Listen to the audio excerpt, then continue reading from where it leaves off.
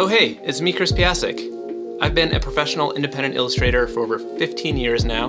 I've worked with clients like Google, Nike, Nickelodeon, Cartoon Network, and tons more. In this video, I'm gonna share 50 things I wish I knew when I started. Is that what we're doing, 50 when I start? I don't know, what are people calling these videos? 50 illustration tips that I've learned throughout my career that I'm gonna share with you in this video. Okay? We got 50, so we gotta hurry up. Number 1, make lots of stuff or create consistently. How am I struggling on the first one? Basically, what I've learned is that making lots of stuff and putting it out there is literally the best thing you can do because 1, practice makes you better. You gotta put in those 10,000 hours. You gotta do are we still Gladwell and Listen, I accidentally became an illustrator and that was completely a result of me starting a daily drawing project back in 2007. I just committed posting a new drawing online every day. That just kept me accountable and I kept doing it. After about a year, I started getting commissioned work requests based on those drawings. And after about 2 years in, I was doing it full time, freelance as an independent illustrator. I should say that I didn't even do any of the traditional promotional stuff that illustrators do when they're trying to build up their career. I literally just did the daily drawings and there was that act of posting new work online every day. That was just sort of like a numbers game where, some of them were bad, some of them weren't good. A lot of them were bad, especially the first many years were terrible. But that consistency I kept showing up.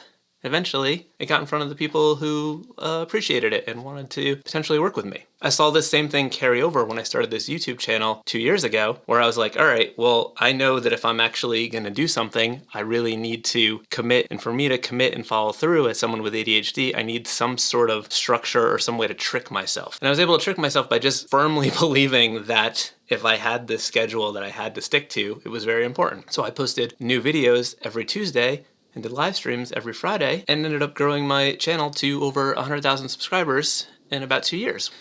Are we still on 1? How are we gonna do 50? Number 2, experimentation leads to growth. Don't get stuck in your comfort zone. This is crucial. Try new things, experiment. So many of the biggest breakthroughs or unlocks in my career have come from just playing around. One of them was when I started dabbling with frame-by-frame animation, just sort of making it up as I went, inadvertently teaching myself how to do simple animation and looping motion for illustration. That kind of thing led to all kinds of work within the social media advertising market and just a lot of fun. It's given me the skills to make dumb little graphics for my videos, all kinds of things. There's been countless examples of me just playing around, making dumb stuff that have led to client projects. This is actually the perfect time to tell you that the sponsor of today's video is Skillshare. When I was just showing you all those examples of the looping animations and all the big clients that I got to work with as a result of learning those skills, maybe you were thinking, I want to learn those skills. If so, you're in luck. I have some classes on Skillshare that show you how to specifically do all of it. In fact, in one of my recent classes, Easy Animation for Illustrators in Adobe Fresco, I show you how easy it is to add movement to your work in a bunch of different ways. There's a ton of options, but it's also user-friendly and very intuitive. You don't even need any prior animation experience to get your drawings moving quickly. Or slowly, if you want your things to move slowly. I mean, the skills. Did you know that Skillshare is the largest online community for creatives? There's thousands of classes led by industry experts across a cornucopia of categories, including illustration, design, film, photography, and there's also things like productivity and entrepreneurship. A little business know-how goes a long way. The first 500 people to use my link in the description will receive a 1-month free trial of Skillshare. Get started today. Oh, you can also scan this fancy QR code. Hey, stop moving it. All right, back to these tips. What number are we on? What? How? Number 3, sketches should be rough. I feel like I talk about this one all the time, but I wholeheartedly believe it in my soul. Your sketches should not look good. I don't care how good you are. If I see a good sketch, I think you're doing something wrong because the sketch process is not for making a good drawing. It's for figuring out what you're gonna draw. It's figuring out your composition, how you're gonna make something. If you're going in and making a tight drawing, you're thinking about that drawing and what you're drawing and making it look good as opposed to thinking big picture. You gotta think big picture. You gotta be rough, you gotta be quick, you gotta iterate a lot. Stop trying to prove something with your sketches, all right? That leads me perfectly to number 4. Your first idea isn't always your best, so try and dig a little deeper. And when I say isn't always, it's almost never the best thing. You really just gotta kind of play around, get that first idea out there, and then force yourself to do some other stuff. Force yourself to sketch out the bad idea. You never know where it could take you. And number 5 is basically what I just said, but making it into a thing. Do more thumbnails than you think. Thumbnails are just quick little sketches for your composition. Do a bunch of them. This really hit home for me when it sort of unlocked something. I ended up going to grad school, whole other topic, but like into my career as an illustrator because I had imposter syndrome and I thought I was a fake illustrator even though I was a professional illustrator. In grad school, we had this class where we were just forced to just come up with so many different, like we had to do 150 different thumbnails for like one composition as an exercise to just like force us through. And it really unlocked just like thinking about things differently and in new ways. And I'm not saying you need to do 150 thumbnails for something. I'm just saying that you can quickly iterate lots of them. It also showed me like how quick you could do them and like, you know, simplify things, break it up into shapes. Just do some quick, rough thumbnails. Keep it rough, keep it loose. It's gonna give you some more good, interesting, fun ideas that maybe you wouldn't have thought of if you just went with that initial idea and started going in there and doing a tight sketch, you tight sketchers. Stop tightening your sketches up. Well, you tighten them up after, but.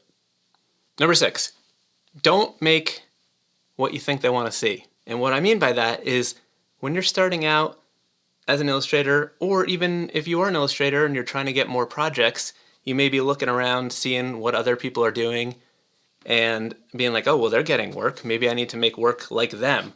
Or you start thinking like, what would an art director who's hiring an illustrator want to see? And then I can make that work and then they'll want to hire me. The problem with that is you're just envisioning what someone else is already doing. You need to do what makes you unique, what makes you special, and what makes you stand out. And the best way to do that is to make the stuff you want to make the stuff you care about, make the stuff you have fun doing. Not only will it make you stand out, make you unique, and highlight what's special about you, you'll have way more fun doing it because you're making stuff about stuff that you like. That one's Bailey's a bit bigger, and that one's as close as you can get to Bailey. It'll resonate more deeply with people who also share those same interests. Quite a portfolio you've got going on there. What if you found an art director that saw it because they're also sharing the same interests as you, and then they're like, I really want to work with this person because we are both really into dragon ponies. I don't know what dragon ponies are. Number 7, don't try to replicate what is already successful. I just said this is what I was just talking about, but I made it into, it's 2 things. So number 8, make personal work. It's at least as important as client work. I already talked about this, the whole daily drawing thing, making you better, but it's not just about that. When you're an illustrator, you are getting hired based on whatever work you've already done and put out there into the world. Someone ideally sees that work, likes it, and says, hey, we like this thing that you did. We want to do something else. We want to work with you because we like this thing you did. And then you get that project. And if you're always just doing a different version of what you've already done, you're going to get stagnant and you're going to get bored. Everyone's going to get bored of looking at it. So you got to make personal work, which gives you the space to experiment and play and naturally evolve your style. Number 9, lean into your interests. Did I even read this list before I started talking? I just keep going too deep on the other ones. Lean into your interests because of all the things I just talked about. Number 10, don't obsess over style. It's not about finding your style. It's about making work, and your style will show itself to you. That is an annoying thing to say, and it's not helpful. I don't know. For me, the Daily Drawing Project really helped with this because that constant creation of things really allowed me to sort of experiment, but it also just like forcing myself to do a daily drawing when I was like super busy or overtired or sick or something like that. It kind of took me out of my own headspace and let me just sort of see what happens naturally. But the only way to find your style, an authentic style, is to do a ton of work, and it'll be like, hey, look at me, I'm your style. But honestly, people who have distinctive styles aren't thinking about style. Like I never think about style when I'm making something. I'm not like, oh, this is my style. I'm just drawing stuff, and that my style is what it looks like. It's just a thing that happens. It's just a side product.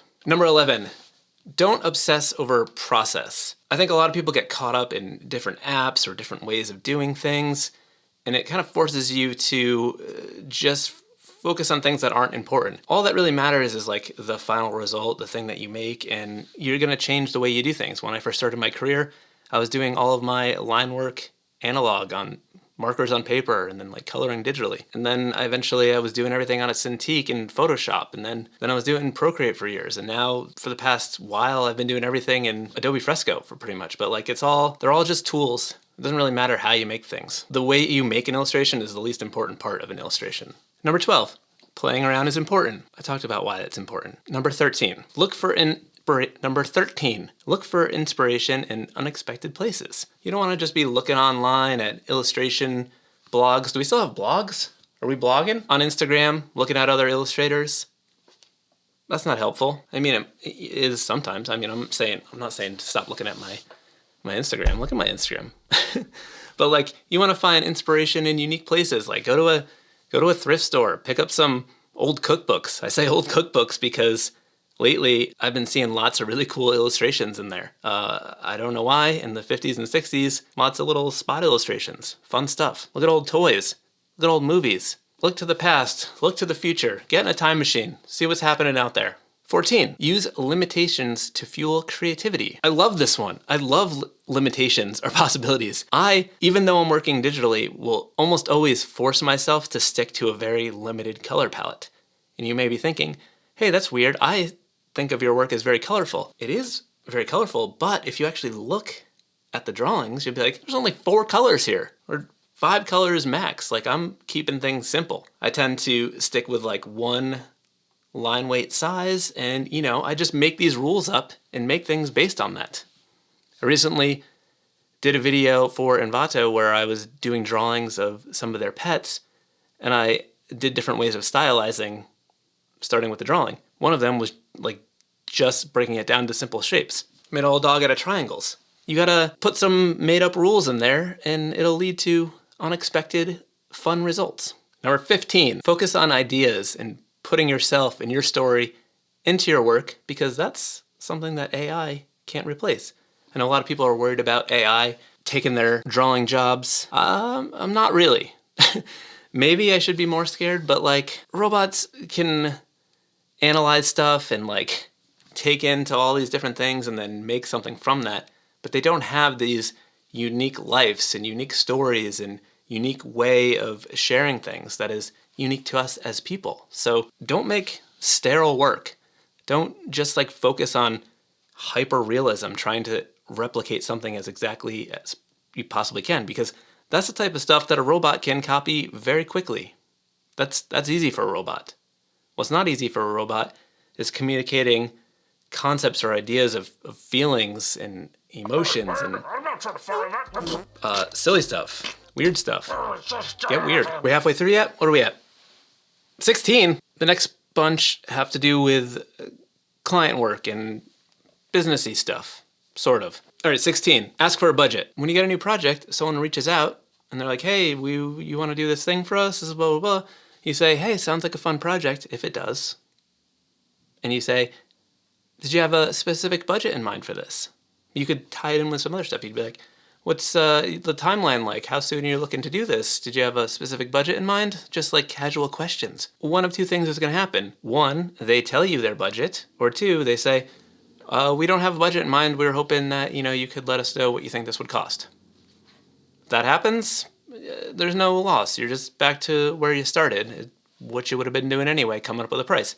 But more often than you would think, they have a budget in mind, especially if it's a bigger client. And they'll tell you the budget, and you'll know at the beginning if 1, it's too low and it's not something you want to do, or 2, oh, this is higher than I would have quoted. One of the reasons I think this is so beneficial, because early on in my career, I was always very scared to price a project. I felt like I was, needed to price low, or I was just embarrassed to ask for what, I should have been charging. And so one time I was just stressing like crazy trying to come up with this estimate. It was like one of the biggest projects I had had to that point. It was doing some shirts for Nike, and this was, at the time, crazy for me because I hadn't done anything with a client that big before, and I had no idea how to price this. I came from the world of graphic design, where I was a graphic designer, and pricing is different. When you're an illustrator, you price based on usage, and I didn't know any of this stuff. I was just winging it, learning as I went. So I was stressing and stressing and stressing, and then I decided to just say, hey, did you have a specific budget in mind? And they just casually tossed out, I don't even remember what it was, but it was like 4 times what I was about to estimate. And if I didn't ask that question, I probably would have just lost the job, because I would have been priced so low that they would have seen that and been like, oh, this person doesn't know what they're doing. We need to hire a professional. Because that's the thing. If you price too low, people will think that you're a baby and don't know what you're doing. So ask for a budget. In the 16 plus years that I've been doing this professionally, I ask all the time. No one's ever been weird about it. It's either yes or no. I was supposed to do that one quick. 17.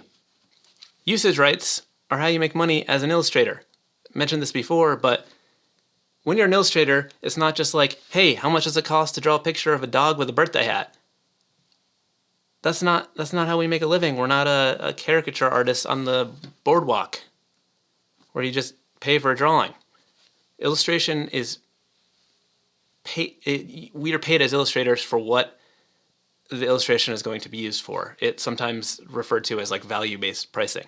It's the reason why if you did a t-shirt graphic for a small mom and pop sports shop in town, it would cost way less than if you did a shirt design for Nike, because Nike is getting much more value out of that and way more eyeballs are being put onto your artwork. So when you're pricing illustration, you're accounting for what it's being used for, where it's being used, how long it's being used for, in what ways it's being used. Lots of variables. Number 18, use a contract. So important. You just need there to be some safeties in place so people know what's expected, you know what's expected, so you get paid. You want a contract, and it doesn't have to be complicated. You can, download some templates from, I don't know, Freelancers Union or like Graphic Artists Guild or wherever. But it's basically could be as simple as just like, this is what I'm doing for you. This is the rules, and this is what you're paying for. We agree. It's basically just a paper trail.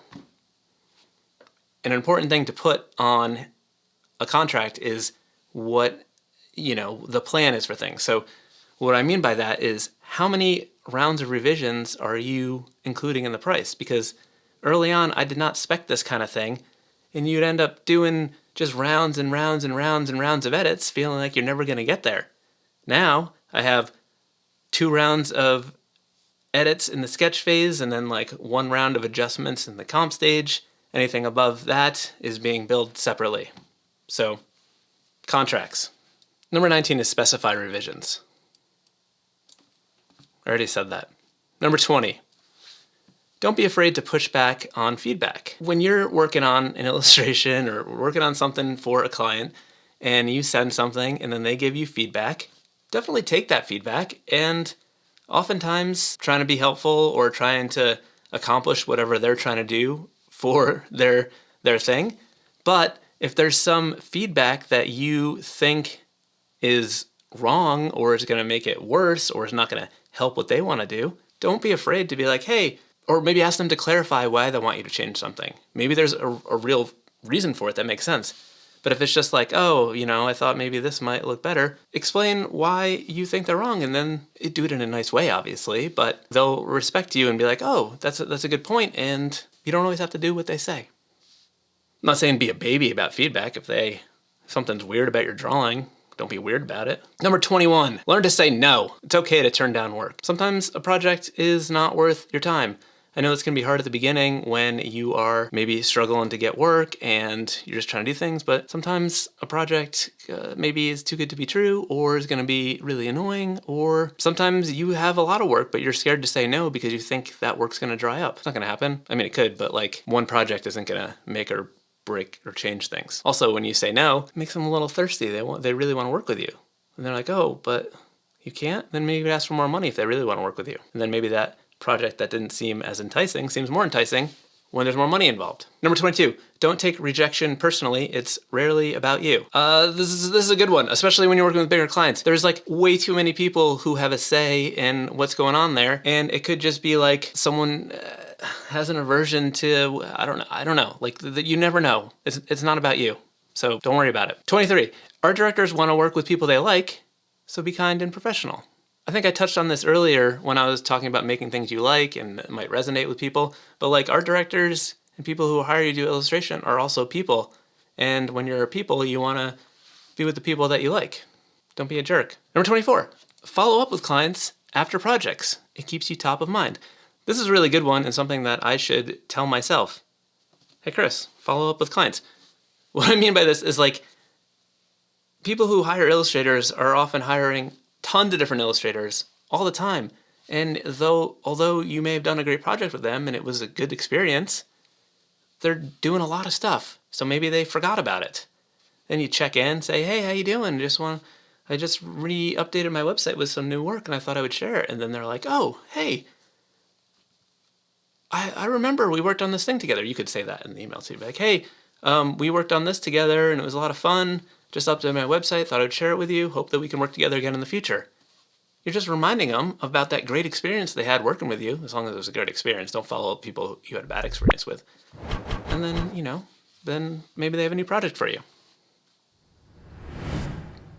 Number 25, deliver early. Oftentimes, how many times am I going to say oftentimes in here? In many occasions, they are dealing with other things, like other deadlines, other bosses, other things. And if you don't want to stress them out while they're waiting for your art because like they need to get that to deliver to someone else. So deliver early. A great tip for this, something I like to do, is when I get a deadline from a client, I go put it in my calendar real fast without thinking, and I put it earlier than it's due. And then I forget. I think it's due on the day I put in there, and then I send it, and I'm sending it early, and nobody knows any better. And they're like, oh, thanks for delivering. I mean, they know it's early, but like, I don't know. Trick yourself. Number 26, protect your arm, wrist, and hand health. Take breaks and stretch. Can I tell you about the pain and suffering I have in my tendons and here and my elbows and my shoulders? It just keeps moving around on both. I'm right-handed. I did pain on this side forever. And now this side is like, I want to join in the fun. I think maybe from holding my iPad like this, I think that's what it is. Anyway, stretch. 27, diversify your income streams. Doesn't that sound like some crazy investor businessy stuff? What I mean by this is when you are an independent illustrator or, whatever, you're your own boss in most cases and you're doing your own thing and you're waiting on client projects. Like you don't have a regular paycheck. So having lots of little things to buffer that can be super helpful. Things that I like to do, I have this YouTube channel, which is great. But before that, I still do this, but I had classes on Skillshare where I teach a class about the stuff that I do. And every time someone takes those classes, I earn money on that. I make prints available of my work. I have stickers, all kinds of little stuff. I teach a class at the University of Hartford's Hartford Art School, low residency MFA and illustration class program. Wow. It's a week-long class in the summers, but in the past, I taught a class or two a semester at different universities in the area. If you're a professional illustrator, that's something that maybe you could do. It doesn't have to be at school level. Maybe teach some other classes. You don't have to teach. I'm just saying there's things, all different kinds of little things. There's so many print-on-demand things like where you can just easily make things available. These things are great, but they're like slow builds. But if you keep doing them, you're just like kind of feeding, you're just planting these seeds and letting it grow over time. Eventually they start to accumulate into things. And then you've got all these little things, little pots. Number 28, what I was just saying, slow periods happen, plan for them. Even if things are great, there's always like slow periods in the year. I took forever to realize this. There's just like periods where, there'll be a few weeks or even like a month where you're not getting any work. And I'm just like panicking. And then I would start saying yes to like all these projects that I shouldn't say yes to. And then I get super busy right afterwards, and then I've got all these other projects on my plate that I shouldn't have taken on, but I took them on because I was convinced my career was all washed up and it was over, and I just had to take whatever I could get. And then I'm so busy, and I'm like, man, if I could just have like 2 weeks to just kind of get my shit together, get things back together, just get organized. And then when those 2 weeks of time come back again, I panic and do the same thing over and over again. When the slow times come, don't panic. Update your website. Do the stuff that you don't have time to do when you have client work. Make some personal work. Take a break. Take a nap. You ever heard about that? Naps are great. Number 29. I already said this before. Pricing too low is usually worse than pricing high. When you price really low, you look like an amateur or like a student or someone who doesn't know what they're doing. You don't look like a professional, and someone wants to work with a professional because they need professional results. Number 30, don't undervalue your time. Admin work counts too. When you're pricing things, work into that price, like if this client is gonna wanna have all these like meetings. Sometimes bigger clients love meetings and they wanna have a team call. If that's gonna eat up an hour of your day, you need to account for that kind of thing. All the admin stuff, all the emails, all that stuff is you working on that project when you can't be working on other stuff. So it's not just about the illustration stuff. Number 31, save contact info for clients. I wish I had been doing this from the beginning. I wish like I had a document where I would just add that in there. And then you know who all these people are, and then when things are slow, or if maybe you're going to do some promotional material, you got a list of people that you've already worked with. Just put the client and maybe the project that you worked on, maybe some notes that might be helpful in the future. This is great information that you can start building over time that I wish that I had done. I didn't do that. Number 32, network with illustrators. Be friends with other illustrators. It's really great. You guys are doing the same kind of thing. You can help each other out. You can ask questions about pricing. You can share work back and forth and get feedback. You know, sometimes you may have, you may not have the bandwidth to take on a project, and then you have other friends that you can say, hey, this person can probably do it for you, and then they'll do that for you, and then you're passing stuff around. There's just plenty of stuff to go around and be friends and happy and share things and, you know, collaborate. Friends are good. 33. Sharing info and helping other illustrators helps everyone. Really does. There's a lot of gatekeeping in this industry, and it's stupid. People are weird about pricing and not wanting to share that kind of stuff. The more we know, the more it helps everyone. If we're all being weird about pricing and not sharing how much we're pricing for things, then we're all just sort of shooting in the dark, and the only people that are benefiting from that are these big companies who are paying tiny amounts of money to illustrators because we're all being weird. Help each other out. All right, now we got a wild card section that is about like like the making stuff, I think. I think that's what's happening here. I was putting together 50 things and I was trying to categorize it loosely. Number 34, you may have heard me talk about this in some of my drawing videos, but if you're working digitally, this is a really good one. I think this is an important one. Listen, when you're working digitally, there's infinite possibilities, and you can be zooming in and drawing really, really tight, and then it makes stuff look weirdly digital in a bad way. An easy way to trick yourself to not do that is to just go in, start working on a drawing, and be like, all right, this is the smallest my brush is gonna be in this illustration. And then, if you're zoomed way in, and you go to lower your brush smaller than that size, you'll be like, oh, I'm zoomed in way too far because I can't make any marks at this scale. So set a minimum brush size.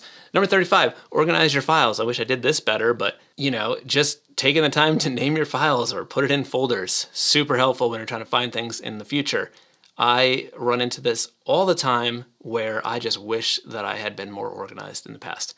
One way this really bit me in the ass was when I switched iPads a while back and had to back up all my Procreate library because this is when I did everything in Procreate. It transferred over and everything was just like untitled and all these numbers, and there was no like thumbnails, previews for some reason, and it was just a guessing game. It was like years and years of illustrations, and I had no idea what any of them were. If I just named them or something, put them in folders, it would have saved me a lot of time. Name your layers.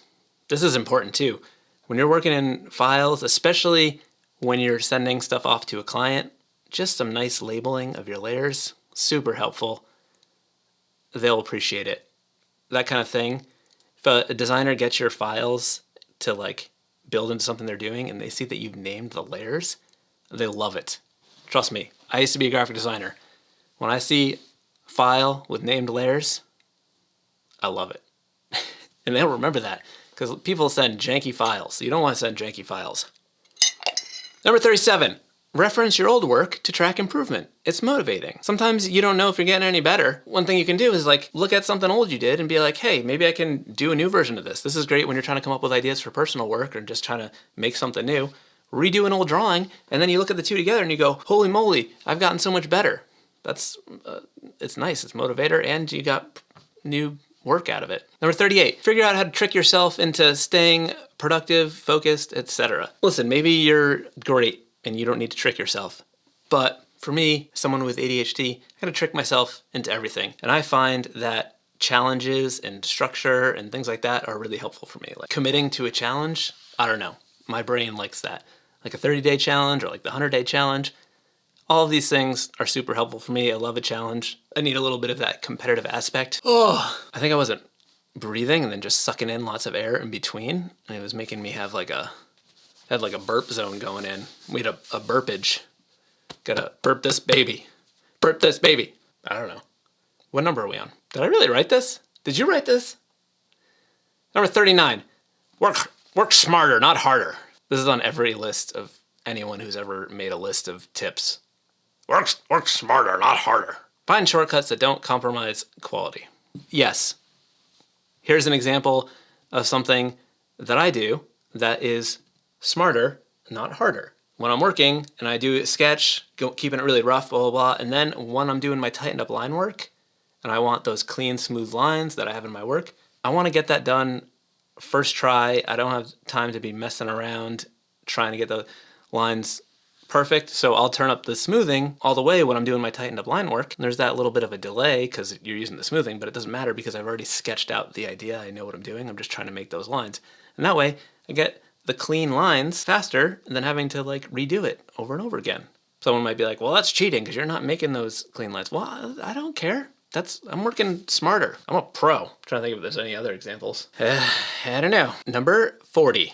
Ooh, we're getting close. Keep a running list of ideas. You'll thank yourself later. This is great. I started doing this early on in the daily drawing project because like I would wait until the end of the day to do my daily drawing and be like, I don't have any ideas. Ideas usually pop in your head when you're not trying to come up with ideas. So I would just have a document, and then when an idea popped in my head, I would just put it on that list. And then later on, I'd go down my list to see what was on there, if there's anything good that I want to take from it. Number 41, set deadlines for personal projects or they'll never get done. With the daily drawing thing, it was like every day was a deadline, but having deadlines is crucial for me.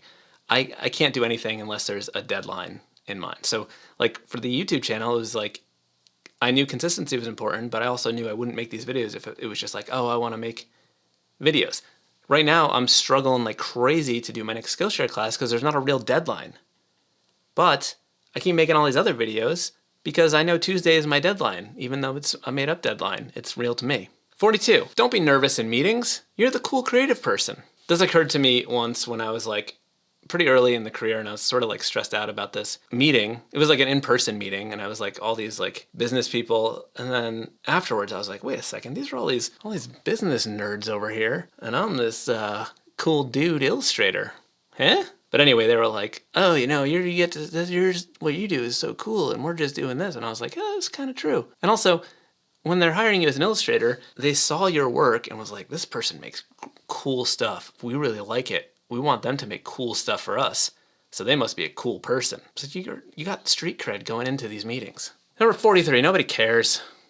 Nobody cares. Number 44, don't focus on one area, industry, explore opportunities. This is a great one. How is it just here at 44? When you are a freelance illustrator, you have the ability to work in all different kinds of markets, and this is great for so many reasons.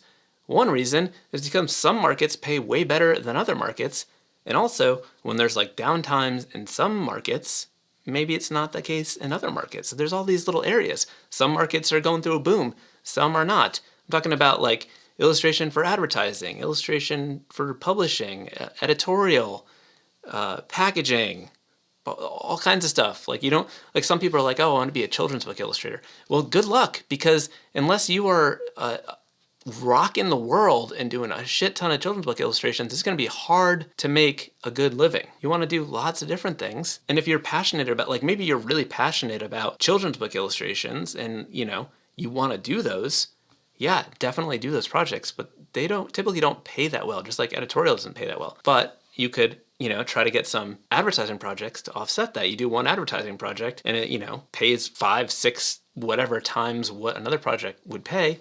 And then you could have that buffer zone to take on smaller projects that you might want to do. Number 45, be nice. I feel like I already said this, but like, yeah, be nice. Be nice, not just to clients, to everyone. Just be a nice person. What goes around comes around. People want to work with nice people. There's so many jerks out there. Don't be a jerk. Be nice. Number 46, be helpful. Don't be afraid to help other people who are starting out. Share information, you know, share some projects. You never know. You do a favor for someone now, then down the road, maybe they're like, oh, hey, you helped me out a lot and that was really great. How about this? 47, collaborate. Collaborating is so much fun. I did collaborating last week when I did my all-day live stream for reaching 100,000 subscribers. I made some stuff with my good pals Josh Lafayette and Kirk Wallace. They're other great illustrators, and making stuff together is really great. They share, you share, they're sharing stuff. Other people are seeing your work. Maybe you're getting in front of their audience, they're getting in front of your audience. Some cross-pollination, is that the thing? Is it cross-pollination? What does that even mean? It's like two different kinds of bee? No, I don't know enough about pollination to talk about that. Number 48, have fun. Listen, we're drawing pictures for a living. At least that's the goal. That's what I'm doing. Like, you gotta remind yourself. Sometimes you're like, I'm not having fun with this drawing. And they're like, well, maybe I should have more fun with it. And you try to have fun, and then the drawing gets better because it's fun and everyone's having fun. We're all having a good time. We're drawing pictures. We're not working in a coal mine. We're not bringing back coal. 49, don't be afraid to be weird. It's how you stand out. I feel like I talked about this earlier, where you're trying to like do what you think is, my mic on? Trying to do what you think is what the people want to see, but you need to stand out and be unique and do your own thing and find your people, find your audience. Number 50, we did it. Well, I didn't, we're about to do it. Celebrate small wins. Momentum matters. This is a good one. It's like this sort of career as an illustrator is like a slow build. I firmly believe that if you're like passionate about it and you're committed and you're just making stuff on a regular basis, it's hard to like not make it. It's just like you gotta get through the slog at the beginning. But if it's like for me, I can't even imagine other options. Like what else am I gonna do? I gotta draw pictures. There's no backup plan, and I'm committed, so I'm making stuff and having fun and doing it. When things work out, enjoy it. When you get a new project, you get a new client, feel good about it. Don't be worried about the next thing. Enjoy what you're doing right now and do the best job you possibly can, because it's gonna lead to more. Has this been a good talk? I talked a lot in this video. I was doing a drawing. Did I finish that drawing? I think because you just heard all these tips that I've learned throughout my career, it may be beneficial to watch this video where I walk through my career path and like how I became an illustrator accidentally. So I would check out that video. Okay, thanks. Bye.